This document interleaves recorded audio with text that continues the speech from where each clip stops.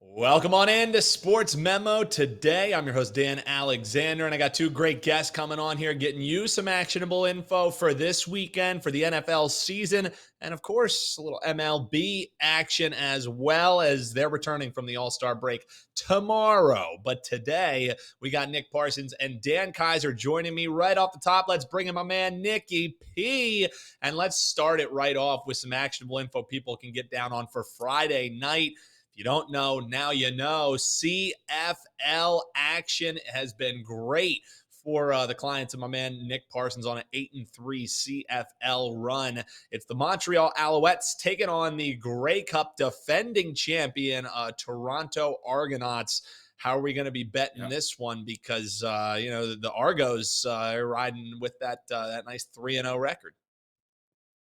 Yeah. Just before getting into my pick here, Dan, I just wanted to talk quickly about sort of my handicapping approach. I'm not a big sort of quote unquote player guy. Players don't usually factor into my decision, into my equation when I'm making my decision handicapping games. If a player is out, his absence is reflected in the line. We're in 2023 here. The bookmakers, they're sharper than they've ever been at any other time in history. And so I'm not that great at individual player assessment. I've struggled at fantasy sports. It's a really difficult thing. And obviously, it's very player driven.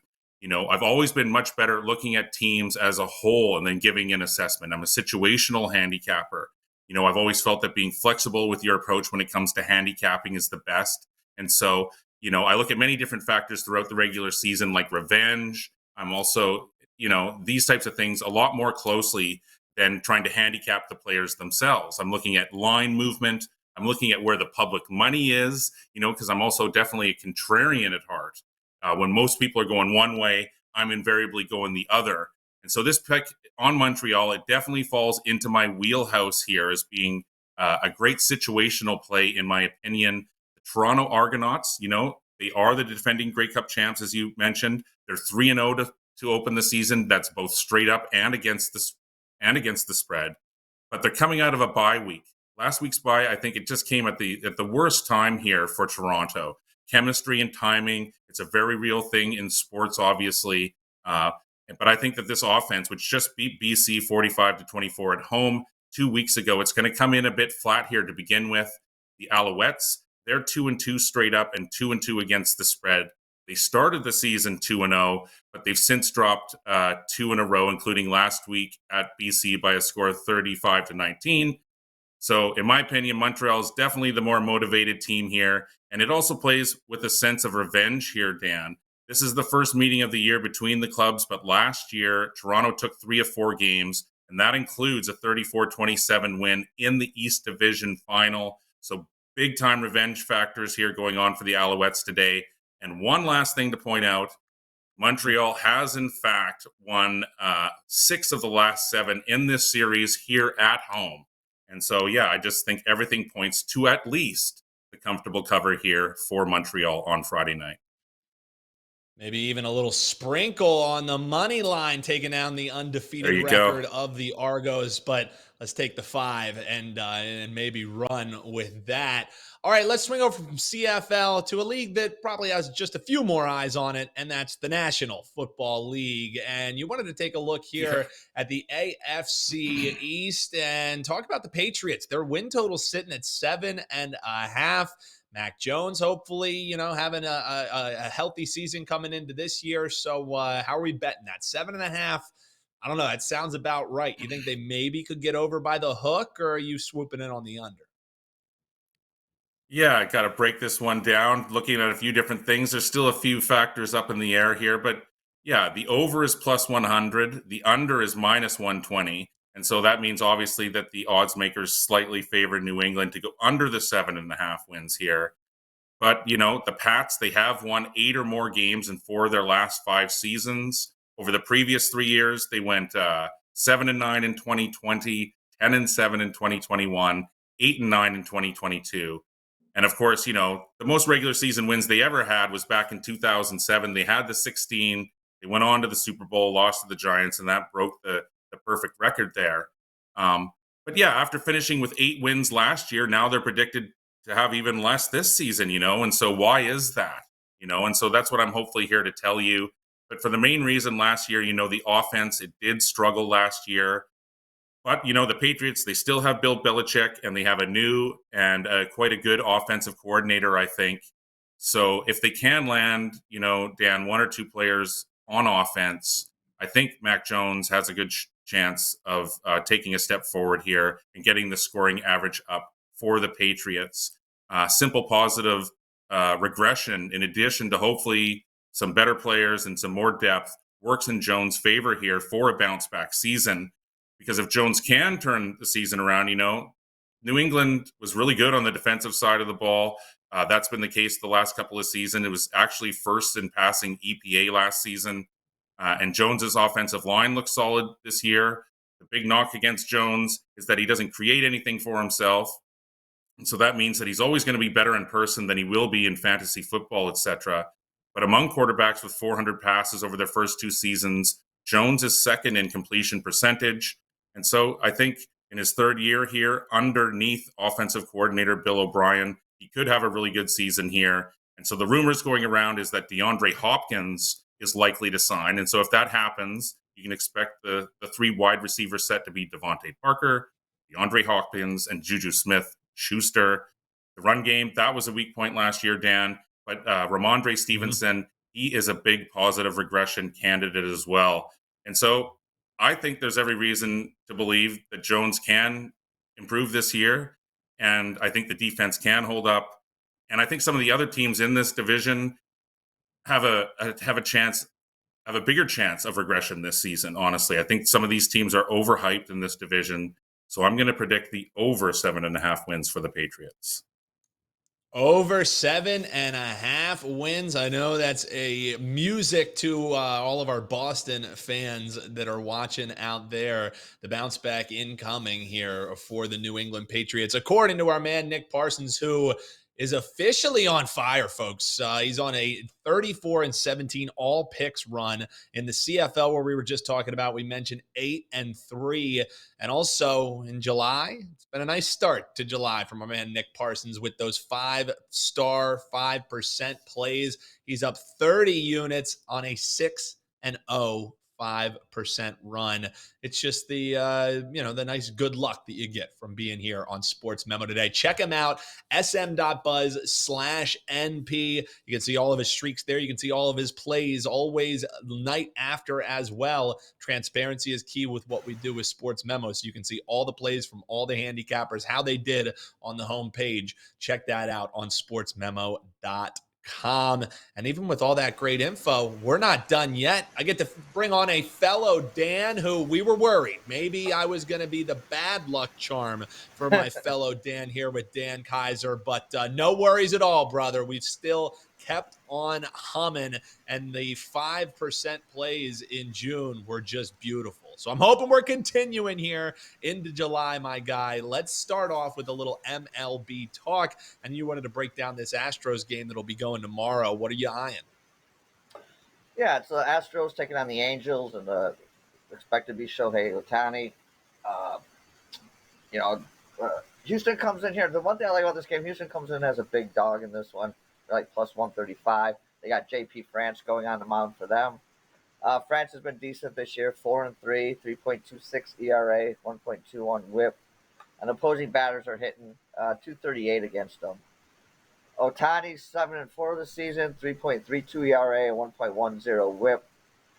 And opposing batters are hitting just 189 against them. I guess I'm looking at this game more at the pitchers versus their opponents matchup here. France faced the Angels once this season, and he was really good in that outing. He went 7 innings, he given up just 1 run on 3 hits. Ohtani's faced the Houston team twice this season. He lost both of those. He went 7 innings his first time, giving up 6 hits and 3 earned runs. But the second outing, he only lasted 6 innings, allowing 6 hits and 4 runs.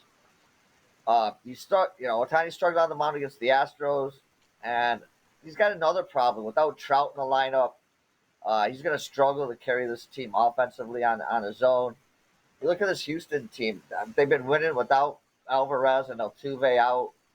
but what can you say? It's summer, and everybody knows if you're a White Sox fan, you know what happens in the summer. That's when Abreu starts hitting, and since June, he's just been hitting the cover off the ball. As I said, France was unhittable the last time he faced the Angels, and without Trout, I don't really see how it gets any harder for him.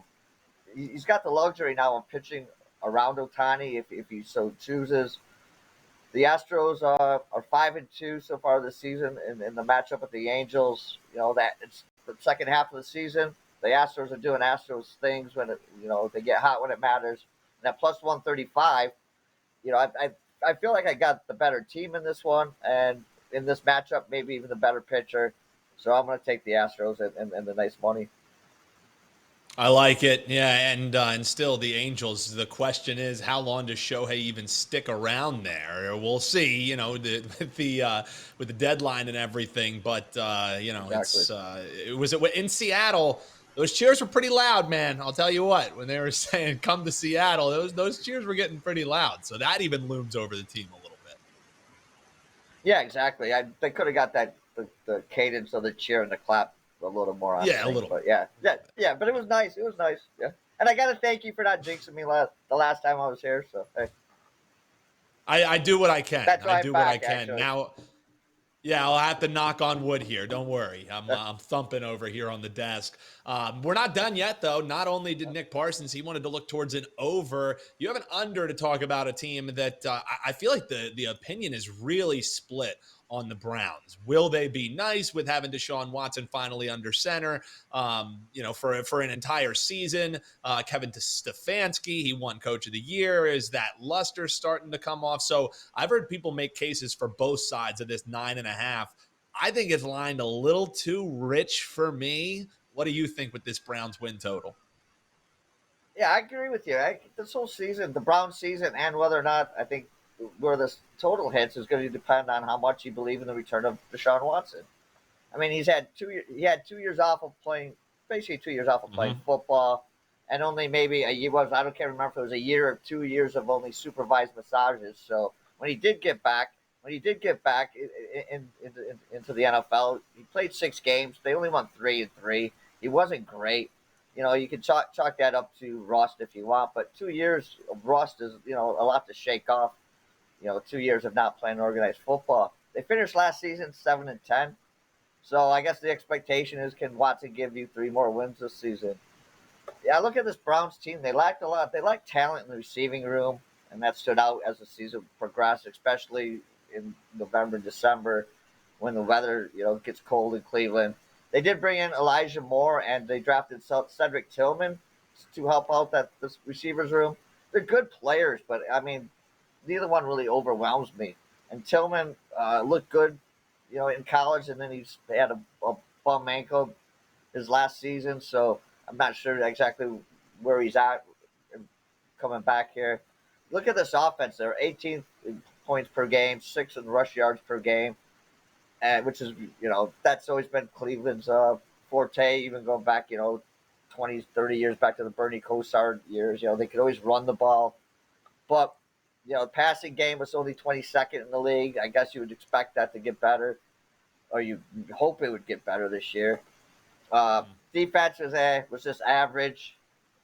They did a lot in the offseason in picking up players and drafting players, but I look at the list of players they signed and players they drafted, and there's no wow factor. There's nobody that stands out this is they could make a difference.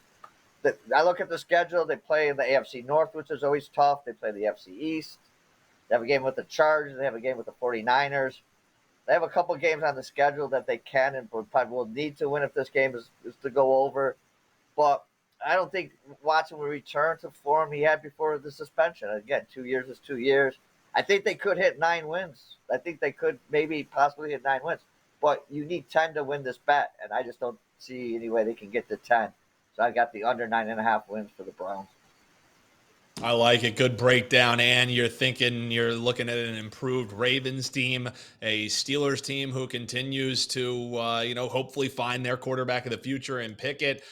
So I'm with you, man. I think a solid play there. We're looking towards the under on the Browns. And Dan Kaiser, he mentioned how I didn't jinx him. He just went 5-0 on big ticket plays in June. And in July, 12-9, maybe a little tighter, but he is up over 2 units. And if you're looking at what he's done over the last 30 days, all sports 46-25. That's best for second best here at sportsmemo.com. Just about a 65% run in the short term of the last 30 days from a man, Dan Kaiser. Check him out, sm.buzz/DK. MLB is back and football is right around the corner. And the end is right around the corner for us here on Sports Memo Today. Big thanks to my guests, Nick Parsons and Dan Kaiser. Check all the experts out on sportsmemo.com. And hopefully this weekend, you're going to get a little extra money in your pocket with the experts. So thanks for tuning in. I've been your host, Dan Alexander, and we'll see you next time here on Sports Memo Today.